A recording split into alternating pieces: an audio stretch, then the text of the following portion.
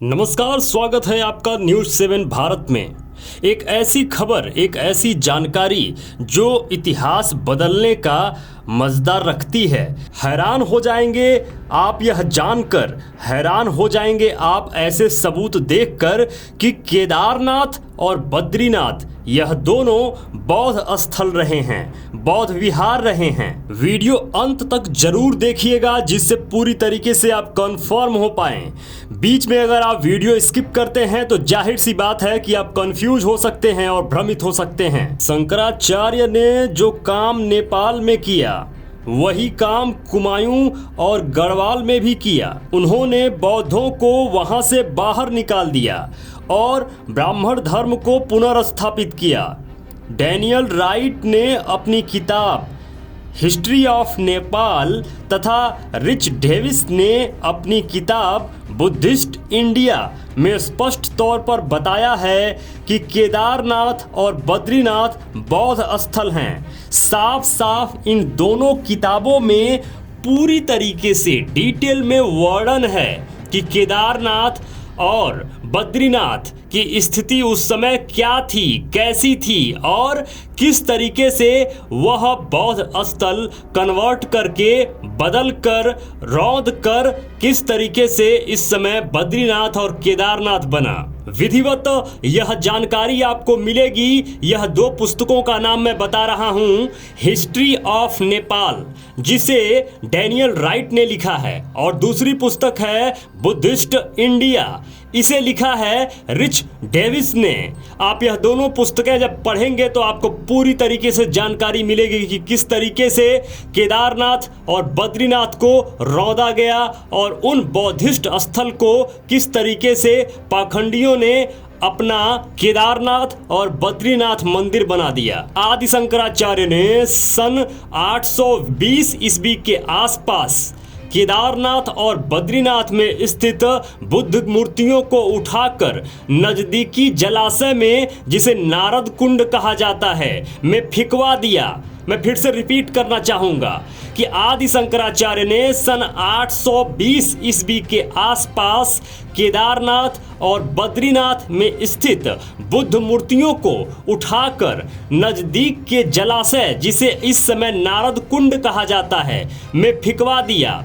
केदारनाथ तथा बद्रीनाथ बौद्ध विहारों को शैव मंदिर में परिवर्तित कर दिया गया। इतना ही नहीं बल्कि शंकराचार्य ने महाराष्ट्र से, दक्षिण भारत से जोशी ब्राह्मणों को वहां बुलाकर बसा दिया, जिस कारण जोशी मठ बना है। राहुल सांकृत्यायन ने अपनी मेरी जीवन यात्रा और कई अन्य पुस्तकों के केदारनाथ और बद्रीनाथ को बुद्धिस्ट विहार बताया है। यह साफ साफ आप इनकी किताबों में पढ़ सकते हैं। मेरी जीवन यात्रा के भाग 4 में पृष्ठ 40 में राहुल क्या लिखते हैं यह देखिए। 19 मई को निर्वाण दर्शन करना था।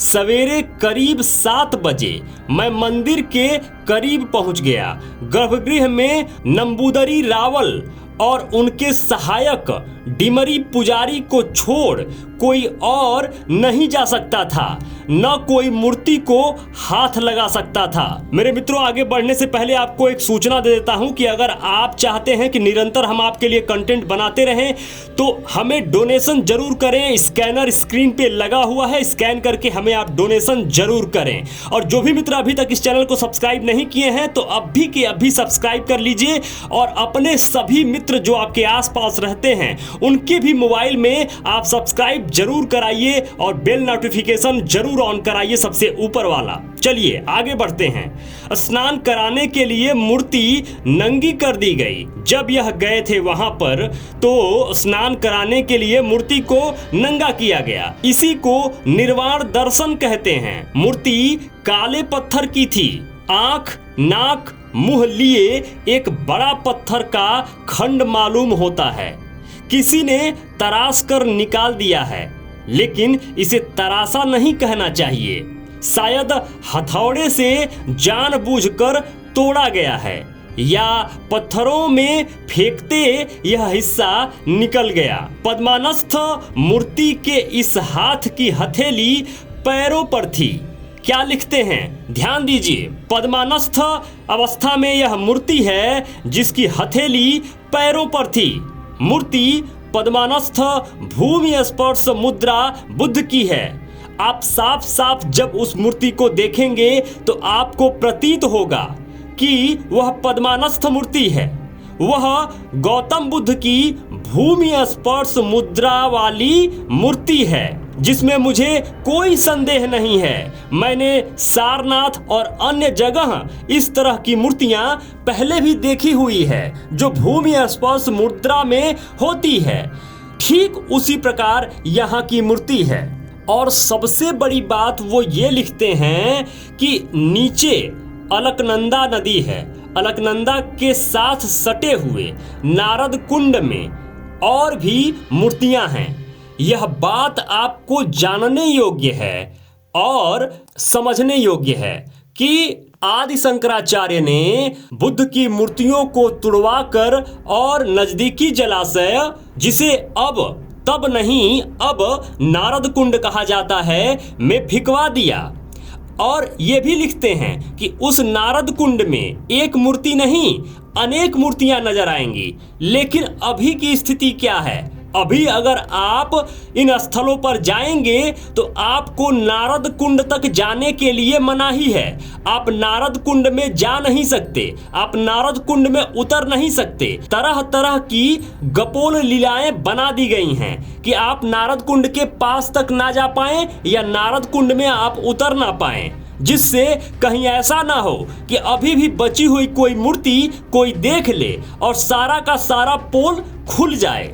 आगे बढ़ने से पहले मेरे मित्रों आपको एक सूचना दे देता हूं कि पाखंडी लोग नागपुर से लेके दिल्ली तक एक कर दिए हैं पिछले 1 साल से इस चैनल को डैमेज करने के लिए। तो मेरे मित्रों, इस चैनल का जो मेन चैनल है न्यूज 7, मैं चैनल का लिंक डिस्क्रिप्शन में डाल दिया हूं। आप लिंक पर क्लिक करके चैनल को जरूर ओपन करें और उस चैनल को सब्सक्राइब जरूर कर लें। सबसे ऊपर वाला बेल नोटिफिकेशन जरूर ऑन कर लें, जिससे भविष्य में कभी भी अगर ये चैनल डैमेज होता है तो हम और आप जुड़े रहेंगे न्यूज 7 पर। मेरे मूल निवासी मित्रों, मेरे बौद्ध मित्रों, हम तो अपने हिस्से का कार्य कर रहे हैं। अब बारी है आपकी। जितना अधिक से अधिक हो सके भारत देश के लिए, उस अखंड भारत के लिए, उस विश्व विजेता भारत के लिए, सम्राट अशोक महान मौर्य के लिए, तथागत गौतम बुद्ध के लिए जितना हो सके इस वीडियो को शेयर करिए, जिससे अधिक से अधिक लोगों तक ये जानकारी पहुंचे।